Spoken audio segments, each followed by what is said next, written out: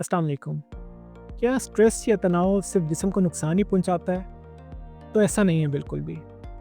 मिसाल के तौर पर अगर कोई बंदा वर्जिश करता है या कोई भारी वज़न उठाता है, तो उस टाइम तो उसको ऐसा एहसास होता है कि उसके पट्टे अभी ख़त्म हो जाएंगे, उनमें जान ख़त्म हो जाएगी। लेकिन इन्हीं पट्टों को जब रिकवरी का या रेस्ट करके आप बहाली का मौका देते हैं, तो ये पट्टे और मजबूत हो जाते हैं। इसी तरह जब आप कोई सबक याद करते हैं या कोई बात बार बार दोहराते हैं, तो उस टाइम तो आपको बड़ा मुश्किल महसूस होता है।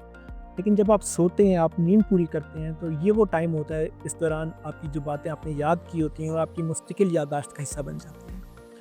और यही वजह है कि अक्सर इम्तिहान से पहले एक रात लगा के जो आप बातें याद करते हैं, वो आप इम्तिहान में तो लिख पाते हैं, लेकिन उसको जब आप 3 से 4 दिन के बाद दोबारा याद करने की कोशिश करते हैं, तो आपको याद नहीं आती है, क्योंकि आपने जिस्म को बहाली का टाइम नहीं दिया होता। इसी तरह ज़िंदगी के मुश्किल मरहलात आते हैं, मतलब कोई इंटरव्यू है या आपने किसी से मुलाकात के लिए जाना है, तो उस टाइम पे आपको बहुत स्ट्रेस या तनाव फ़ील होता है। और उसके बाद आप एकदम रिलैक्स फ़ील करते हैं, क्योंकि अब आपने अपने जिस्म को या अपने दिमाग को इन सारी सोचों से आज़ाद कर लिया होता है। तो याद रखिए, स्ट्रेस या तनाव ज़िंदगी का हिस्सा है।